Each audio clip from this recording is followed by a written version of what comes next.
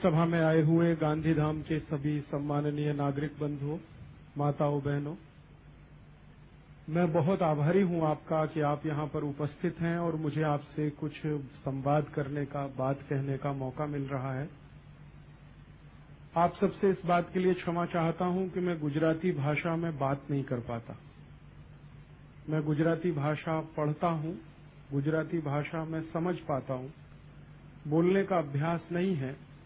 उत्तर भारत का रहने वाला हूं, मेरी मातृभाषा हिंदी है, इसलिए मैं मुश्किल में गुजराती में बात नहीं कर पाता, बहुत तकलीफ होती है। हिंदी बोलना मेरे लिए थोड़ा ज्यादा आसान है।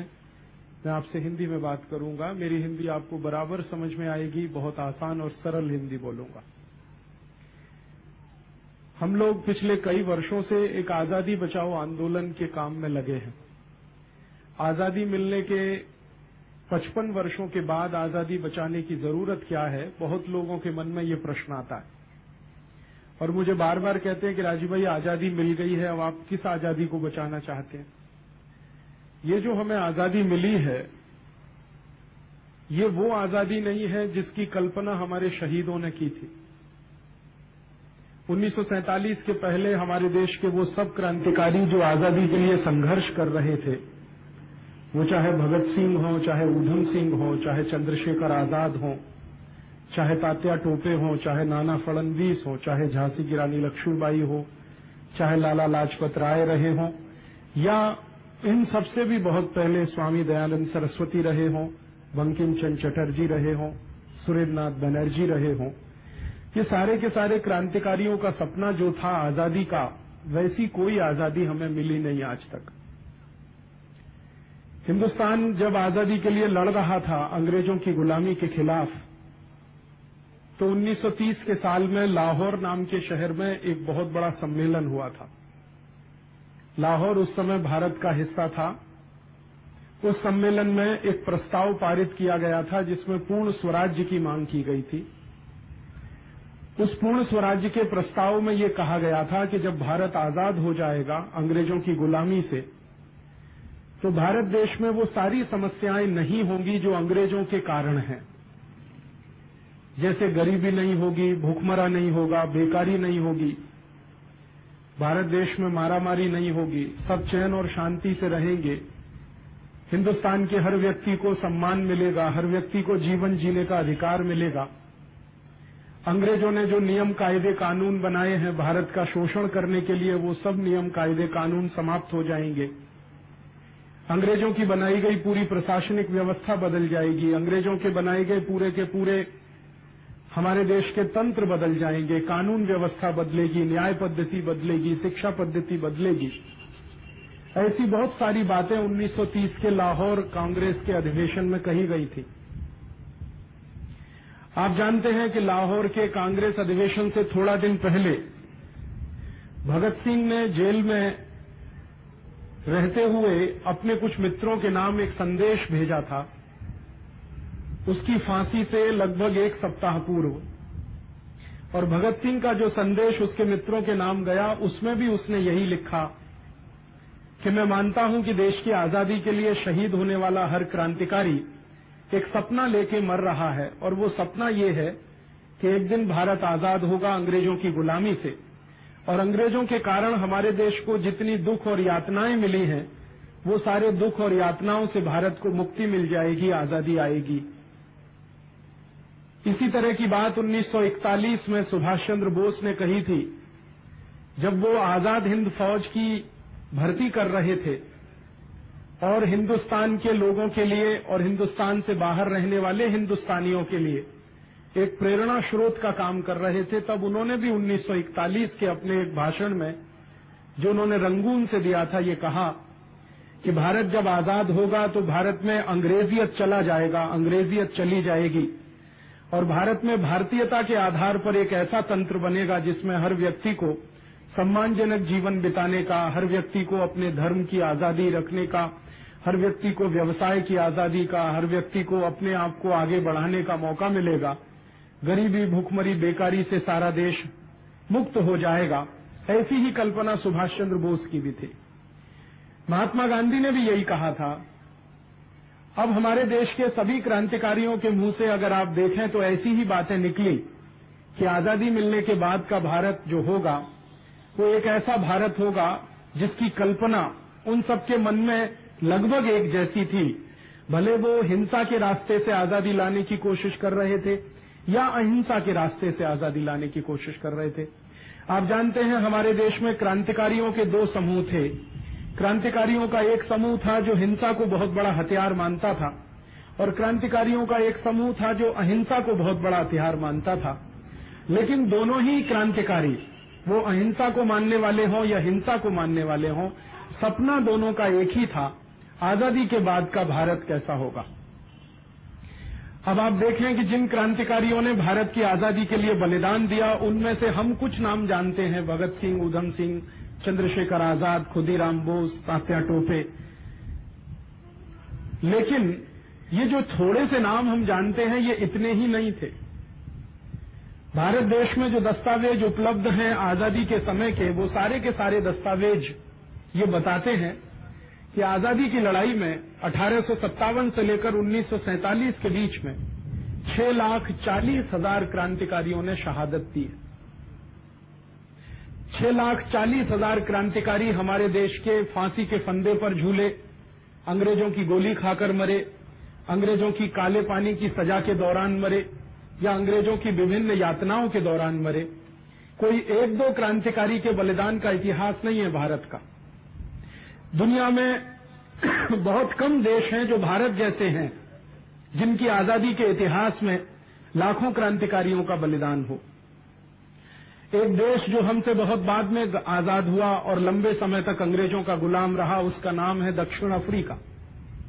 दक्षिणी अफ्रीका के आजादी का इतिहास अभी थोड़े दिन पहले मैं पढ़ रहा था। नेल्सन मंडेला वहां के बहुत बड़े इतिहास पुरुष हैं जो आज भी जीवित हैं। नेल्सन मंडेला से पहले 400 साढ़े 400 साल पहले दक्षिणी अफ्रीका की आजादी का संग्राम शुरू हुआ और 450 साल के आजादी के संग्राम में लगभग 2.5 से 3.25 लाख अफ्रीकी लोगों का बलिदान हुआ है। अब 450 साल की गुलामी में 2.5 से 3.25 लाख लोगों का बलिदान दक्षिणी अफ्रीका में हुआ और लगभग 250 साल की गुलामी में हिंदुस्तान में 6,40,000 क्रांतिकारियों का बलिदान हुआ। तो भारत जैसे देश दुनिया में कम मिलेंगे जहां पर इतने सारे क्रांतिकारियों ने एक साथ बलिदान किया हो। और जिन क्रांतिकारियों ने भारत के लिए बलिदान किया वो अलग अलग मान्यताओं के थे, अलग अलग संप्रदाय के थे। सभी के सभी क्रांतिकारी एक ही मान्यता के नहीं थे, एक ही संप्रदाय के भी नहीं थे। ये देखने की एक विशेष बात है कि अलग अलग संप्रदाय के होते हुए, अलग अलग मान्यताओं के होते हुए भी क्रांतिकारियों ने भारत की आजादी के लिए मन में वही जज्बा था जो दूसरे किसी के मन में होता है और उन सबका एक ही सपना था कि ऐसा भारत होगा, महान भारत होगा, सोने की चिड़िया भारत होगा, वगैरह वगैरह। लेकिन आज आजादी के 55 साल पूरे हुए हैं, 56वां साल शुरू हो चुका है। हम देखें तो भारत की तस्वीर क्या है। भारत सरकार के आंकड़ों के अनुसार, जिसमें मैं मेरी तरफ से नहीं कुछ जोड़ना चाहता, भारत सरकार खुद कहती है कि आजादी के 55 साल के बाद हमने जो विकास किया है वो कहां तक पहुंचा है। हमारा विकास यहां तक पहुंचा है कि 105 करोड़ की हमारी कुल जनसंख्या है, लोक संख्या है या हमारी कुल बस्ती है और इस 105 करोड़ की बस्ती में लगभग 44 करोड़ लोग ऐसे हैं जिनको 2 समय खाने के लिए रोटी नहीं मिल सकती। इन 44 करोड़ लोगों की गरीबी का अंदाजा अगर आप लगाना चाहें तो सरकार के आंकड़ों के अनुसार एक दिवस में जिनको खर्च करने के लिए 5 रुपया भी नहीं मिलता, ऐसे लोगों की संख्या भारत देश में लगभग 15 करोड़ है। एक दिवस में जिनको खर्च करने के लिए 1 रुपया भी नहीं मिलता, उनकी संख्या लगभग 10 करोड़ है और एक दिवस में जिनको खर्च करने के लिए 50 पैसा भी उपलब्ध नहीं है, उनकी संख्या इस भारत में इस समय 5 करोड़ है। इतनी भयंकर गरीबी में हमारे देश के लोग रहते हैं। 44 करोड़ लोग तो गरीबी की रेखा के नीचे हैं, अत्यंत गरीबी में हैं और 44 करोड़ से थोड़ा ऊपर और 70 करोड़ के आसपास लोग ऐसे हैं जो कुछ समय के लिए ठीक ठाक भोजन कर पाते हैं, लेकिन उनके जीवन में निश्चितता कुछ भी नहीं है। आज भोजन किया, कल मिलेगा कि नहीं, कल किया तो परसों मिलेगा कि नहीं, परसों किया तो 8 दिन बाद मिलेगा कि नहीं, 1 महीने लगातार भोजन मिल गया तो अगले महीने मिलेगा कि नहीं। उनके साथ जीवन में इसी तरह की तलवार लटकती रहती है। आजादी के बाद हमारे देश में बहुत प्रगति हुई है और उसके एक दूसरे मानक के रूप में मैं आपसे जो कहना चाहता हूं वो ये कि भारत देश में इस समय लगभग 20 करोड़ लोग हैं जिनको करने के लिए काम चाहिए, लेकिन उनके दोनों हाथ बेकार हैं, कुछ भी उनके पास रोजगारी नहीं। ये 20 करोड़ लोग जिनको काम चाहिए हाथों में करने के लिए, उनकी उम्र 18 बरस से लेकर और 60 बरस के बीच की है। आप जानते हैं कि 18 बरस का जवान लड़का या लड़की काम करने के लायक माना जाता है और 60 बरस में आदमी हिंदुस्तान में रिटायर माना जाता है सरकारी आंकड़ों के अनुसार। तो 18 बरस से 60 बरस के बीच में 20 करोड़ लोग ऐसे हैं जिनको कुछ भी काम नहीं है, लेकिन उनको काम की बेहद दरकार है, बेहद जरूरत है। ये हमारी आजादी के बाद के विकास के पैमानों में तीसरी एक माहिती जो आपसे मैं शेयर करना चाहता हूं वो ये कि आजादी के साल में 1947 में जब हम दुनिया के तमाम दूसरे देशों के सामने कंधे से कंधा मिलाकर या आंख से आंख मिलाकर देखने की ताकत नहीं रखते थे तब, और आज जब 2002 में हम आ गए हैं, जब हमारे देश में लाखों लाखों गाड़ियां चलती हैं सड़क पर, हजारों फ्लाईओवर बन गए हैं, बहुत सारे 5 स्टार होटल हैं, बहुत सारे हमारे देश में गगनचुंबी इमारतें हैं, ये सब विकास के जो पैमाने माने जाते हैं 2002 में आने के बाद, तब एक और माहिती आपसे शेयर करना चाहता हूं वो ये कि 1947 में हिंदुस्तान का जो खेती का कुल उत्पादन था वो मात्र 4.5 करोड़ टन हुआ करता था। आज भारत देश के किसानों की मेहनत का परिणाम है कि भारत में खेती का कुल उत्पादन 21 करोड़ टन हो चुका है। माने हिंदुस्तान के किसान ने उत्पादन करने में कोई कसर नहीं छोड़ी है।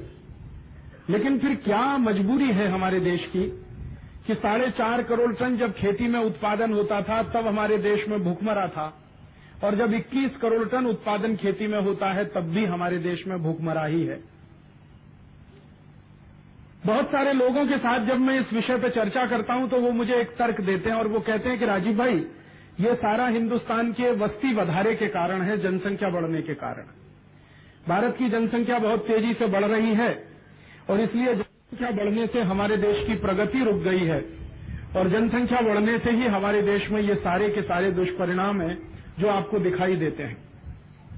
जो लोग मेरे साथ चर्चा में जनसंख्या की बात सामने रखते हैं, उनके साथ में जब चर्चा को आगे बढ़ाता हूं तो फिर वो थोड़ी देर के बाद निरुत्तर हो जाते हैं। और वो बात ऐसी है कि जब हम 1947 में आजाद हुए तो हमारी जनसंख्या 34 करोड़ थी।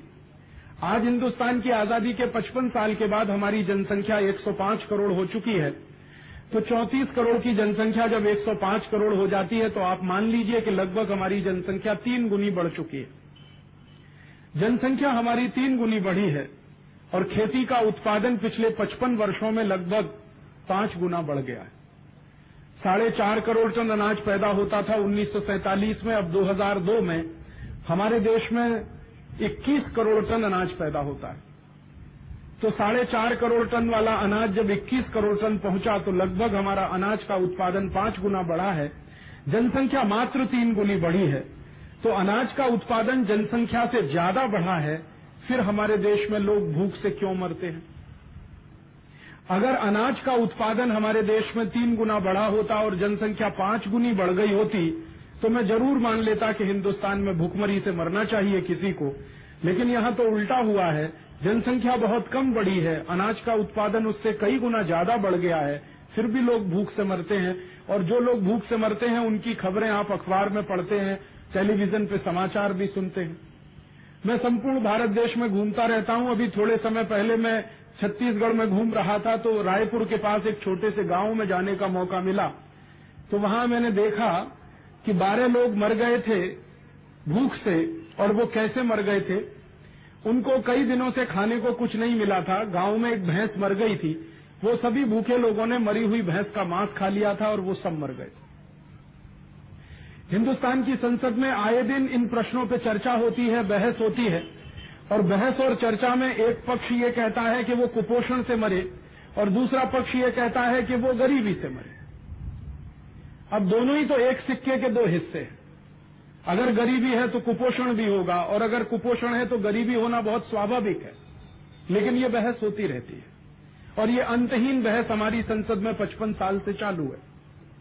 तो मेरे समझ में नहीं आता कि जब देश में अन्न का उत्पादन जनसंख्या से ज्यादा बढ़ रहा हो, तभी भी देश में भूखमरी से मरने वाले लोग हों। और इससे भी ज्यादा गंभीर दूसरा प्रश्न है वो ये कि हमारे देश में जब आजादी आई 1947 में, तो कारखाने बहुत कम थे, और कारखानों में होने वाला उत्पादन भी बहुत कम था, जिसको इंडस्ट्रियल प्रोडक्शन कहते। औद्योगिक उत्पादन हिंदुस्तान का 1947 में लगभग 1 लाख करोड़ रुपए के आसपास था। आज हिंदुस्तान का औद्योगिक उत्पादन 10 लाख करोड़ से ऊपर पहुंच चुका है। तो हमारा औद्योगिक उत्पादन 10 गुना बढ़ा है, जनसंख्या मात्र 3 गुनी बढ़ी है। तो बेरोजगारों की इतनी बड़ी फौज कहां से है हमारे देश में? ये जो हमने हमारे मन में बिठा लिया है कि जनसंख्या बढ़ने से गरीबी बढ़ती है या जनसंख्या बढ़ने से बेकारी बढ़ती है, ये सिद्धांत ही गलत है। दुनिया में एक अर्थशास्त्री हुआ था जिसने कभी 450 या 500 साल पहले ये सिद्धांत प्रतिपादित किया था। हालांकि वो सिद्धांत यूरोप के देशों ने ही पूरी तरह से नकार दिया है, और वो सिद्धांत ये हुआ करता था कि जो देश की जनसंख्या बढ़ती है वो देश में गरीबी बढ़ती है, जो देश में जनसंख्या बढ़ती है वो देश में बेकारी बढ़ती है। अगर इसी सिद्धांत को यूरोप और अमेरिका पर लागू किया जाए तो बिल्कुल उलट दिखाई देता है। भारत एक अकेला ऐसा देश नहीं है जिसकी जनसंख्या बढ़ी है। पिछले 50 वर्षों में, 100 वर्षों में दुनिया के कई देशों की जनसंख्या बढ़ी है। अमेरिका की जनसंख्या बढ़ी है, फ्रांस की जनसंख्या बढ़ी है, जर्मनी की बढ़ी है, जापान की बढ़ी है, चाइना की बढ़ी है, और चाइना की तो सबसे ज्यादा बढ़ी है। अमेरिका की जनसंख्या पिछले 50 वर्षों में 2 गुने से ज्यादा हो गई है। ब्रिटेन की जनसंख्या और पूरे यूरोप की जनसंख्या पिछले 50-55 वर्षों में लगभग 3 गुनी बढ़ गई है। लेकिन देखने में ये आता है कि जिस यूरोप की जनसंख्या पिछले 50-55 वर्षों में 3 गुनी बढ़ी है, उस यूरोप में अमीरी पिछले 55 वर्षों में 1000 गुनी बढ़ चुकी है। गरीबी नहीं बढ़ी है, अमीरी बढ़ी है। जिस अमेरिका की जनसंख्या पिछले 55 वर्षों में लगभग 2 गुने से कुछ ज्यादा हो गई है, वो अमेरिका में पिछले 55 वर्षों में अमीरी लगभग 1000 गुनी बढ़ चुकी है।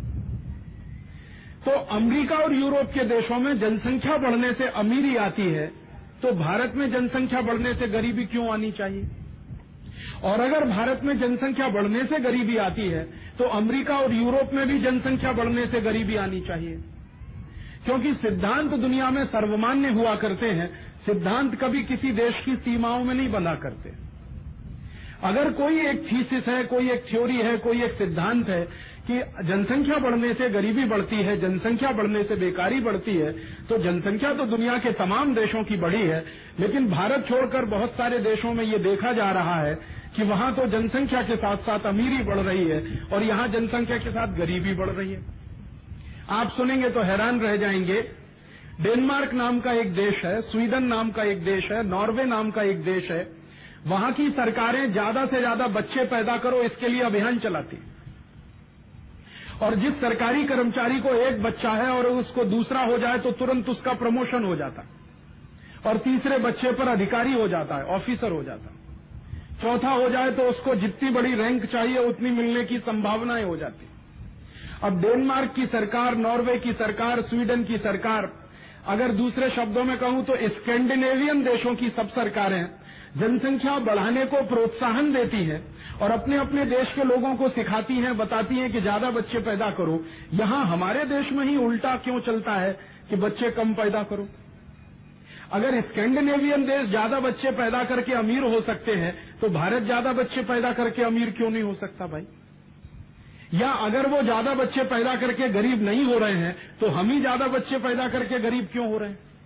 ये एक बड़ा प्रश्न है जिसको मैं खोलना चाहता हूं आपके सामने। और ये इसलिए खोलना चाहता हूं कि हमारे मन में बहुत सारी गलतफहमियां बैठी हुई हैं जनसंख्या को लेकर और गरीबी को लेकर। मैं आपको निवेदन ये करना चाहता हूं कि जनसंख्या का किसी भी देश की गरीबी से कोई लेना देना नहीं, बेरोजगारी से जनसंख्या का कोई संबंध नहीं। और ये सिद्धांत जिसको दुनिया में 400-450 साल पहले किसी एक अर्थशास्त्री ने, जिसको अब यूरोप के देश अर्थशास्त्री भी नहीं मानते, उसने कभी कह दिया था, वो हमने पकड़ के रख लिया। यूरोप के देशों में वो सिद्धांत कभी का नकारा जा चुका है कि जनसंख्या बढ़ने या गरीबी बढ़ने का सीधा कोई संबंध है। ऐसा कोई संबंध नहीं है, बल्कि भारत की गरीबी का संबंध कोई दूसरा है।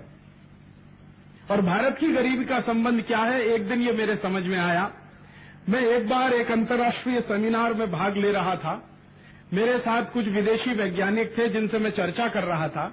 तो स्कैंडिनेवियन कंट्रीज के कुछ वैज्ञानिकों से मैंने ये प्रश्न पूछा कि आपके देश की सरकार बच्चों को ज्यादा पैदा करो ऐसा अभियान चलाती है, ऐसा क्यों है आपके यहाँ?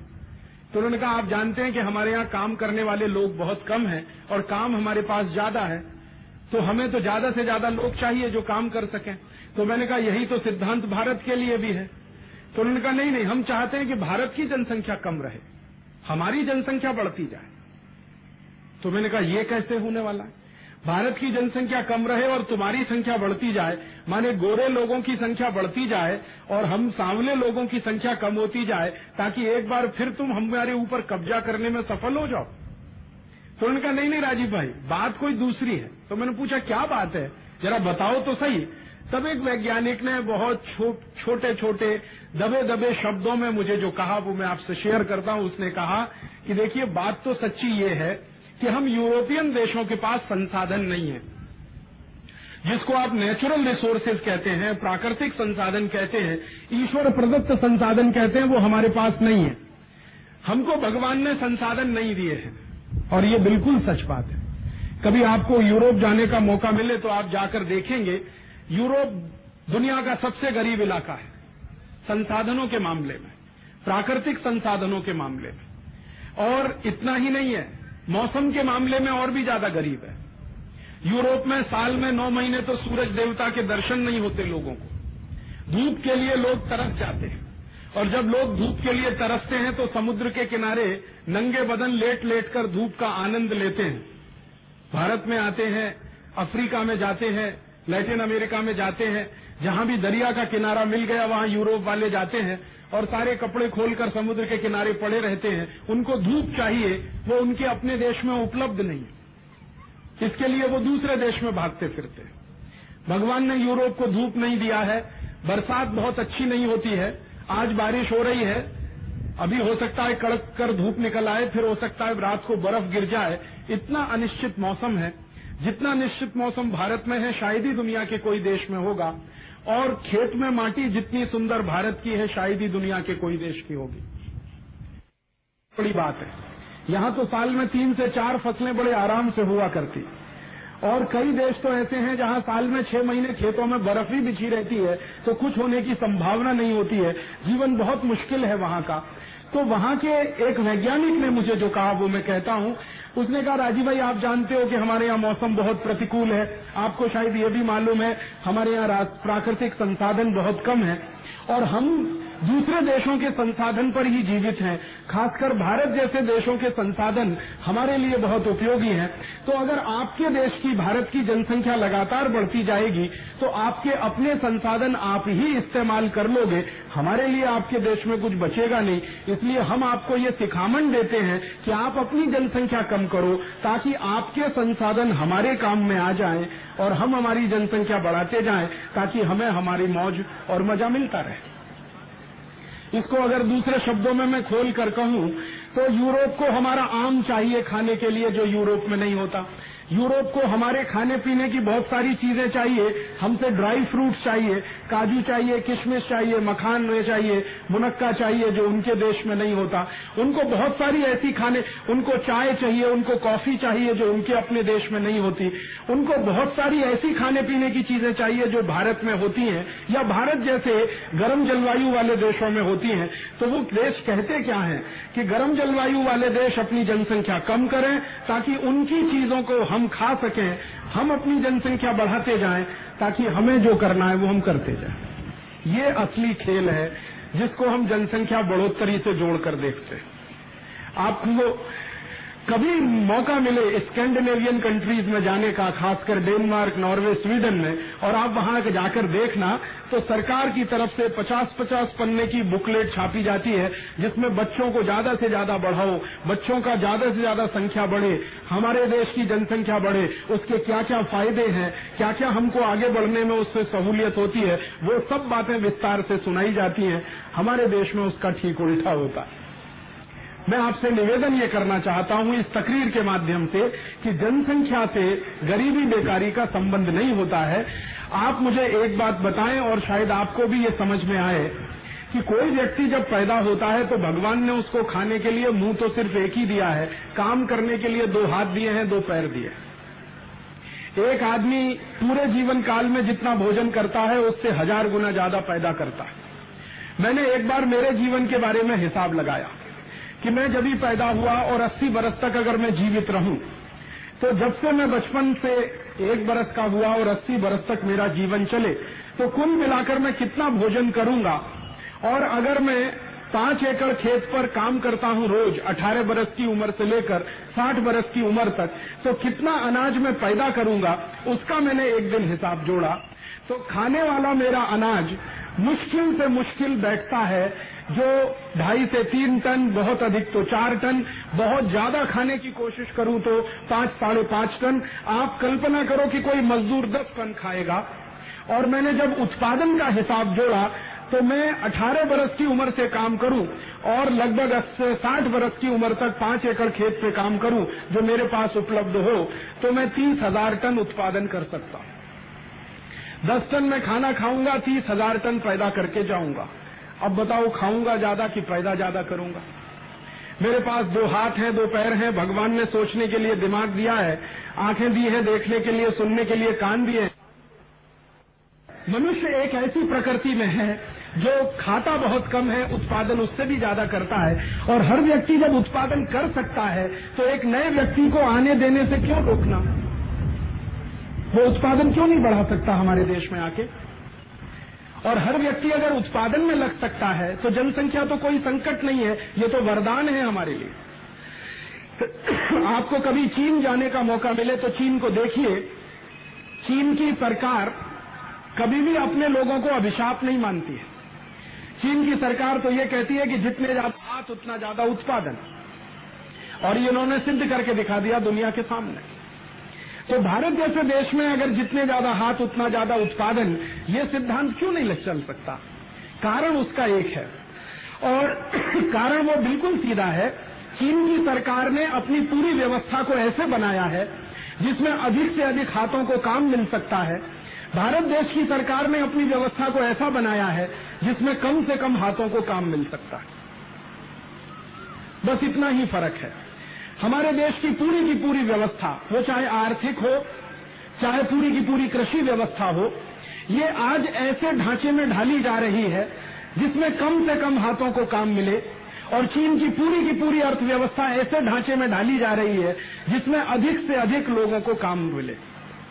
हम हिंदुस्तानी लोग मास प्रोडक्शन के चक्कर में फंस गए हैं और चाइना के लोग प्रोडक्शन बाई मासेस के चक्कर में फंसे हुए हैं।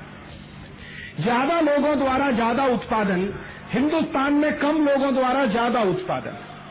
तो हम क्योंकि कम लोगों से ज्यादा उत्पादन लेना चाहते हैं, इसलिए हिंदुस्तान में ऑटोमाइजेशन की बात है, कंप्यूटराइजेशन की बात है, सेंट्रलाइजेशन की बात है। और चीन में इसका ठीक उलट है, ज्यादा लोगों द्वारा ज्यादा उत्पादन, तो उनके यहाँ डिसेंट्रलाइजेशन की बात है, लेबर इंटेंसिव टेक्नोलॉजी की बात है। हिंदुस्तान में उसका ठीक उल्टा है, कैपिटल इंटेंसिव टेक्नोलॉजी की बात है।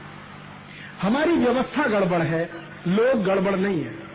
जनसंख्या हमारी बढ़ गई है तो इसमें लोगों का कसूर नहीं है, हमारी व्यवस्था निकम्मी और नकारा है जो बढ़े हुए लोगों को काम नहीं दे पाती, और फिर हम उनको गालियां देते हैं कि ज्यादा लोग पैदा हो गए इस देश में। अगर आप हर हाथ को काम देने की एक व्यवस्था बनाकर इस देश में लगाएं तो हिंदुस्तान का कोई भी आदमी आपको बेकार बैठा नजर ना आए, और एक समय ऐसा आए कि हर आदमी की आपको जरूरत लग जाए कोई ना कोई काम के लिए। और आप जानते हैं कि दुनिया के सब काम हाथों से ही हुआ करते हैं। कंप्यूटर भी हाथों से ही चला करता है। कंप्यूटर को कंप्यूटर नहीं चला सकता कभी भी। कंप्यूटर चलाने के लिए भी किसी का दिमाग लगता है और किसी के हाथ लगते हैं। और आप जो दिमाग और हाथ ईश्वर ने आपको दिया है उसी को अभिशाप मानकर बैठे रहें तो ये तो आपके लिए दुर्भाग्य की बात है, किसी दूसरे के लिए नहीं है। ये हमारी समझ का फेर है, हमारी बुद्धि का फेर है। और ये समझ का फेर और बुद्धि का फेर हुआ कैसे है? ये परदेशों से आने वाला जो विचार है, जिसने हमको उड़ा दिया है एक हवा में। हम हमारी जमीन पर नहीं है, परदेशी विचार की जमीन पर हैं। अमेरिका से किसी ने कह दिया कि भारत को जनसंख्या कम करनी चाहिए, यूरोप में से किसी ने कह दिया भारत को जनसंख्या कम करनी चाहिए, तो हम जनसंख्या कम करने में लग जाते हैं। हम अपनी अकल से, अपने दिमाग से, अपने देश की परिस्थितियों के हिसाब से कभी सोचकर नहीं देखते हैं कि ये हमारे लिए ठीक है क्या जो वहां से कहा जा रहा है, और हम उसको स्वीकार कर रहे हैं। हिंदुस्तान में कुछ हुआ ऐसा ही है। आजादी के 55 वर्षों के बाद जो व्यवस्था बनाई गई है, इस व्यवस्था में ज्यादा से ज्यादा लोगों को बेकारी मिल सकती है, रोजगार नहीं मिल सकता। हिंदुस्तान की व्यवस्था इस तरह की बनाई गई है जिसमें ज्यादा से ज्यादा लोगों को गरीबी मिल सकती है, अमीरी नहीं मिल सकती। और अगर अमीरी मिलेगी तो थोड़े बहुत लोगों को, जो शायद 1% भी नहीं है पूरे हिंदुस्तान की आबादी के। हो सकता है हिंदुस्तान में 1 करोड़ लोग बहुत अमीर हों, लेकिन 99 करोड़ लोगों को आप हमेशा जीवन में संघर्ष करते हुए ही पाएंगे। व्यवस्था हमारी ऐसी है, और ये व्यवस्था जो हमारी ऐसी है, जो हमको गरीबी ही देती है, बेकारी ही देती है, भूखमरा ही देती है, ये व्यवस्था दुर्भाग्य से अंग्रेजों की बनाई हुई है, जिसको 1947 में तोड़ देना चाहिए था, उसको हम तोड़ नहीं पाए, और वही व्यवस्था हमारी चलती चली आई है। अब उस व्यवस्था के विरोधाभास हमको दिखाई देते हैं, लेकिन उस व्यवस्था को ठीक करने का रास्ता नहीं दिखाई देता। इसलिए हम हमारी जनसंख्या को कोसते रहते हैं, अपने लोगों को कोसते रहते हैं। व्यवस्था की गलती, व्यवस्था की खामी हमको दिखाई देना बंद हो चुकी है। मुश्किल हमारी व्यवस्था में है। एक छोटा सा उदाहरण देता हूं, आपको मेरी बात और अच्छे से समझ में आएगी। एक बहुत छोटा सा देश है दुनिया में, उसका नाम है स्विट्जरलैंड। 1947 के साल में स्विट्जरलैंड की पूरी जनसंख्या मात्र 3 से 3.5 लाख के आसपास थी। आज स्विट्जरलैंड की कुल जनसंख्या अगर उसके छोटे मोटे सब सबर्ब जोड़ दिए जाए तो 1 करोड़ से थोड़ा कुछ कम है, 9 लाख के आसपास है। तो 3 से 3.5 लाख की जनसंख्या अब 9 लाख हुई है 55 वर्षों में। तो स्विट्जरलैंड गरीब हो जाना चाहिए था अगर जनसंख्या का सिद्धांत लागू करें तो, क्योंकि 3.5 लाख की बस्ती अगर 9 लाख हो गई तो बस्ती वधारा लगभग 30 गुना हो गया, तो 30 गुनी गरीबी आनी चाहिए स्विट्जरलैंड में। आप सुनकर हैरान हो जाएंगे, स्विट्जरलैंड में पिछले 55 वर्षों में 10,000 गुनी अमीरी आई है, गरीबी नहीं आई है। 10,000 गुनी अमीरी आई है स्विट्जरलैंड पिछले 55 वर्षों में। स्विट्जरलैंड के गरीब से गरीब आदमी की जो सालाना इनकम है, वो हिंदुस्तान के अमीर से अमीर आदमी की सालाना इनकम को टक्कर देने के लिए काफी है। तो हमारा देश बस्ती बढ़ने से गरीब होता है, स्विट्जरलैंड की बस्ती बढ़ती है तो और ज्यादा अमीर होता है। ये चक्कर क्या है? चक्कर ये सीधा सीधा है, स्विट्जरलैंड दुनिया का एक ऐसा देश है जहां लक्ष्मी आती है, और हिंदुस्तान दुनिया का एक ऐसा देश है जहां से लक्ष्मी जाती है। यहां से लक्ष्मी जा रही है, स्विट्जरलैंड में लक्ष्मी आ रही है। जहां लक्ष्मी आती है, संपत्ति आती है, धन आता है, वहां अमीरी आती है, और जहां से लक्ष्मी चली जाती है वहां संपत्ति चली जाती है, धन चला जाता है, गरीबी आ जाती है। सीधा सा खेल है। एक बार मैं शंकर और पार्वती का किस्सा पढ़ रहा था। गणेश पुराण में शंकर जी पार्वती आपस में बात कर रहे हैं, तो पार्वती जी शंकर जी को पूछ रही हैं, ये लक्ष्मी का क्या संबंध है किसी एक व्यक्ति से? तो शंकर जी समझा रहे हैं कि देखो पार्वती, जिसके पास लक्ष्मी है वो अमीर है, और जिसके पास से चली गई है वो गरीब है। सीधा सा है। तो लक्ष्मी हमारे पास से चली गई है इसलिए हम गरीब है, और स्विट्जरलैंड में पहुंच गई है इसलिए वो अमीर है। अब मुश्किल बात है जो कहनी है मुझे, वो ये कि लक्ष्मी जो भारत से जा रही है और स्विट्जरलैंड में पहुंच रही है वो एक ही है, अलग अलग नहीं है। माने भारत की लक्ष्मी भारत छोड़कर स्विट्जरलैंड जा रही है, इसलिए स्विट्जरलैंड अमीर हो रहा है और भारत गरीब हो रहा है। आप पूछोगे कैसे जा रही है? भारत से एक बहुत बड़ी पाइपलाइन स्विट्जरलैंड के लिए गई है।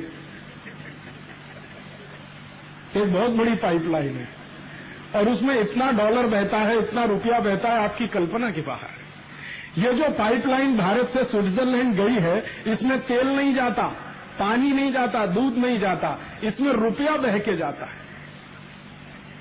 और वो पाइपलाइन चूंकि सीधे स्विट्जरलैंड जाती है, तो वो सीधे की सीधे वही खुलती है। वो पाइपलाइन है भ्रष्टाचार की, वो पाइपलाइन है हरामखोर राजनेताओं की, वो पाइपलाइन है भ्रष्ट राजकारणियों की। इन्हीं के कारण हिंदुस्तान की गरीबी है और इन्हीं के कारण स्विट्जरलैंड की अमीरी है। आप में से पता नहीं कितने लोग जानते हैं हिंदुस्तान के राजकारणी कितने भ्रष्ट हैं। ये थोड़े थोड़े दिन से आपको दिख रहा होगा। पेट्रोल पंप घोटाला, घोटाले में घोटाला, उसके पहले यूरिया घोटाला, फिर चारा घोटाला, तो फिर बोफोर्स घोटाला, तो फिर गेहूं घोटाला, तो फिर बाजरी घोटाला। ऐसा कोई एक शब्द नहीं है जिसका घोटाला ना हो। हिंदुस्तान आजाद हुआ, घोटाला तभी से शुरू हो गया। आजादी मिलते ही घोटाला शुरू हुआ और सबसे पहला घोटाला था वीके कृष्ण मेनन का jeep scandal. V K Krishna Menon इस देश के रक्षा मंत्री हुआ करते थे। पंडित जवाहरलाल नेहरू इस देश के प्रधानमंत्री हुआ करते थे। उन्होंने कागज पर जीप खरीदी और वो सप्लाई भी कागज पर हो गई और पैसा स्विट्जरलैंड में जाके जमा हो गया। घोटाला खुला, संसद में हल्ला हुआ, तो पंडित जवाहरलाल नेहरू ने कहा कि देखो, बिना भ्रष्टाचार के ये प्रशासन की मशीन चलती ही नहीं है। ये पंडित नेहरू के शब्द है लोकसभा में। बिना भ्रष्टाचार के प्रशासन की मशीन चलती ही नहीं है। तो ये भ्रष्टाचार हुआ, घोटाला हुआ, इसमें हैरानी कुछ भी नहीं है, ये तो सामान्य बात है। इसका अर्थ क्या है? आजादी होते ही घोटाले का घुल लग गया इस देश में। और ये जो कह दिया पंडित जवाहरलाल नेहरू ने संसद के अंदर, इससे लोगों को और मौका मिला। तो जो कम भ्रष्टाचारी थे वो और हो गए और अधिक हो गए और फिर उससे अधिक हो गए। और अब भ्रष्टाचार का, पहले कहा करते थे हमारे देश में कि गंगोत्री है, अब भ्रष्टाचार का महासागर है। गंगोत्री तो कहीं खो गई है, अब तो महासागर ही महासागर है। ये भ्रष्टाचार हिंदुस्तान की गरीबी के सबसे बड़े कारणों में एक है। जनसंख्या हमारी गरीबी का कारण नहीं है और भ्रष्टाचार हमारी गरीबी के सबसे बड़े कारणों में एक कैसे है? आजादी मिली 15 अगस्त 1947 को और आज मैं आपसे बात कर रहा हूं तो 17 अगस्त सन 2002 है। इतने के बीच में हिंदुस्तान के राजकारणियों ने, हिंदुस्तान के सरकारी अधिकारियों ने और हिंदुस्तान के सरकारी अधिकारियों के साथ काम करने वाले दलालों ने हिंदुस्तान में भ्रष्टाचार कर करके, घूस ले लेके, रिश्वत ले लेके इतना पैसा बनाया है, इतना पैसा बनाया है कि वो सारा पैसा अगर इकट्ठा करके आपको मैं दे दूं तो आप गुजरात के 18,000 गांव में एक एक गांव की सड़क सोने से बना सकते हो। आप जानते हो कितना पैसा बनाया? भारत देश की एक बहुत बड़ी संस्था है जिसका नाम है एनफोर्समेंट डायरेक्टरेट, प्रवर्तन निदेशालय। उस संस्था के आंकड़ों के अनुसार हिंदुस्तान के भ्रष्ट राजकारणियों का, हिंदुस्तान के भ्रष्ट अधिकारियों का स्विट्जरलैंड की बैंकों में, जहां सबसे महत्व की बात ये कि काला धन ही जमा किया जाता है, ऐसी स्विट्जरलैंड की बैंकों में, जिनको शॉर्ट फॉर्म में स्विस बैंकें कहा जाता है, हालांकि उनके अलग अलग नाम है, जैसे बैंक ऑफ जिनीवा है, बैंक ऑफ स्विट्जरलैंड है, ऐसी अलग अलग बीसियों बैंकें हैं। जैसे भारत में स्टेट बैंक है, वैसे वहां पर बैंक ऑफ जिनीवा है, बैंक ऑफ ज्यूरिक है, स्विस बैंक है। ऐसी तमाम स्विस बैंकों में सिर्फ काला धन जमा होता है। तो भारत के नेताओं ने भ्रष्टाचार कर करके जो काला धन जमा किया है वो स्विट्जरलैंड की बैंकों में इस समय जो रखा हुआ है उसका आंकड़ा अभी लगाया है, अनुमान अभी लगाया गया है, तो वो लगभग 1000 अरब डॉलर है। 1000 अरब डॉलर को अगर रुपए में आप गिनेंगे तो 48 लाख करोड़ रुपए है। 48 लाख करोड़ रुपए कभी लिखेंगे तो 48 के आगे 14 शून्य लगाना पड़ेगा, तब 48 लाख करोड़ लिखा जाता। 48 लिखिए, फिर 1 2 3 4 8 9 10 11 12 13 14 इतने शून्य लगाइए, तब 48 लाख करोड़ लिखा जाता। 48 लाख करोड़ रुपया इतना होता है कि हिंदुस्तान में 6 लाख गांव हैं, हर एक गांव को 8-8 करोड़ रुपया दे दो, इतना होता है। और हिंदुस्तान के हर गांव को 8 करोड़ रुपया अगर आप दे दो तो कौन सा ऐसा गांव है जो भूखमरी का शिकार होगा? जरा मुझे बता दो आप। कोई गांव अगर कुछ भी न करे और 8 करोड़ रुपया हम उसको दे दें उसके हिस्से का, जो नेताओं ने लूट करके, रिश्वत लेके, घूस करके इकट्ठा कर लिया है, वो गांव वाले अगर इतना ही करें कि 8 करोड़ रुपए को फिक्स डिपॉजिट में रख दें और 9% का ब्याज भी उनको बरस का मिलता रहे, तो आप जरा कल्पना करो कितना ब्याज आता है। 8 करोड़ रुपए का साल का ब्याज इतना आता है कि गांव वाले खर्च करते करते परेशान हो जाए। गांव वाले चाहें तो अपने यहाँ कलेक्टर को नौकर रख लें, एसपी को नौकर रख लें, आईजी को नौकर रख लें, डीआईजी को नौकर रख लें, तब भी उनसे वो रुपया खर्च नहीं होगा। वो ब्याज की बात करता हूं, मूल की बात नहीं कर रहा हूं। आप कल्पना करो, हिंदुस्तान में अगर पर कैपिटा डिस्ट्रीब्यूशन किया जाए 48 लाख करोड़ रुपए का, तो कितना बैठेगा? हिंदुस्तान में 105 करोड़ की आबादी है। अगर हम पर कैपिटा डिस्ट्रीब्यूशन करें तो हर व्यक्ति को 4,80,000 करोड़ रुपए मिल जाएगा, और एक आदमी को 4,80,000 करोड़ मिलता, माफ करिए, 4,80,000 रुपए हर आदमी को मिल जाएगा। एक परिवार में अगर 5 आदमी रहते हैं तो एक परिवार को लगभग 22 से 23 लाख रुपए मिल जाएगा, और हर परिवार सिर्फ 22 लाख रुपए को फिक्स डिपॉजिट में रख ले और 9% का ब्याज लेना शुरू कर दे, कुछ ना करे, मान लो निकम्मेपन पे ही उतर आए हर एक परिवार, न मेहनत करे न कुछ करे, बस ये रुपया बैंक में जमा करे, 9% का ब्याज लेता रहे। आप बताओ एक परिवार भी भूखमरी से मरेगा क्या? 22 लाख का 9% जरा निकालो, साल का कितना निकलता है? 10% निकालोगे दो 2.25 लाख रुपए निकल आएगा। 9% निकालोगे तो 2.25 लाख निकल आएगा। अब 2.25 लाख रुपए एक साल में जिसके पास है तो महीने में कितना होगा? लगभग महीने में 15,000 रुपए तो बड़े आराम से ही हो जाएगा। तो 15 से 17,000 रुपए आराम से 5 आदमी के परिवार को अगर महीने में मिलता है, आप बताओ कौन सा परिवार भूखमरी से मर जाएगा इस देश में? संभव ही नहीं है। तो हमारी गरीबी तो इसलिए नहीं है कि हम जनसंख्या में ज्यादा हैं, हमारी गरीबी इसलिए है कि हमारे यहाँ भ्रष्ट राजकारणी पैदा हो गए। इन भ्रष्ट राजकारणियों ने, इन भ्रष्ट अधिकारियों ने, इस पूरे भ्रष्ट प्रशासन तंत्र ने इस देश को गरीब बनाया है। अन्यथा ये देश सोने की चिड़िया था, आज भी सोने की चिड़िया है, भविष्य में भी सोने की चिड़िया होने की क्षमता रखता है, अगर इस देश के सारे राजकारणियों को पानी के जहाज में भर लिया जाए और ये कंडला बंदर पे डुबो दिया जाए। तो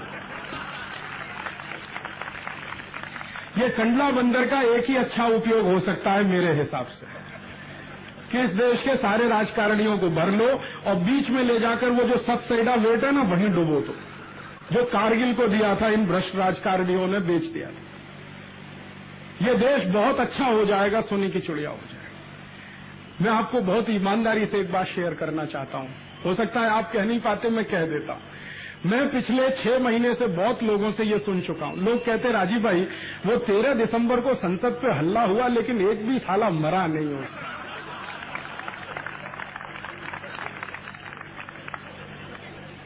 6 महीने में कम से कम मुझे ये बात 1000 लोगों ने कही कि हमला तो हुआ 13 दिसंबर को लेकिन साला एक भी हरामखोर मरा नहीं। ये दोनों ही शब्द, साला और हरामखोर, एक भी मर जाता तो दिल को तसल्ली हो जाती, आत्मा को तसल्ली हो जाती। एक गांव में तो मुझे यहां तक कह दिया एक खेड़ूत ने, मैं अभी की घटना बताता हूं। मैं एक छोटे से गांव में गया, पोरबंदर के नजदीक एक गांव में गया था। वहां एक खेड़ूत ने, जो बिना पढ़ा लिखा, कुछ समझता नहीं, कुछ जानता नहीं, लेकिन कभी कभी समाचार सुनता है टीवी पे या कभी कभी रेडियो में सुनता है, उसने मेरी सभा में भाषण सुनने के बाद कहा कि वो 13 दिसंबर को हमला हुआ था संसद में। मैंने कहा हाँ हुआ था, आपकी क्या प्रतिक्रिया है उस पर? तो उसने कहा वो बिल्डिंग टूट जाती तो मुझे थोड़ा दुख था, लेकिन ये अंदर बैठे हुए सब मर जाते तो मैं जरूर लड्डू बांट देता मेरे काम। वो लड्डू बांट देता अगर अंदर वाले सब मर जाते तो। बिल्डिंग टूट जाती तो उसको दुख था कि ये संसद की इतनी अच्छी बिल्डिंग टूट गई। माने बिल्डिंग टूटने का दुख है, अंदर बैठे हुए जो जानवर हैं उनके मरने का किसी को दुख नहीं। वो मर जाते तो उनको कोई दुख नहीं। ये हिंदुस्तान के आदमी की दिल की बात है जो वो कहता है बार बार।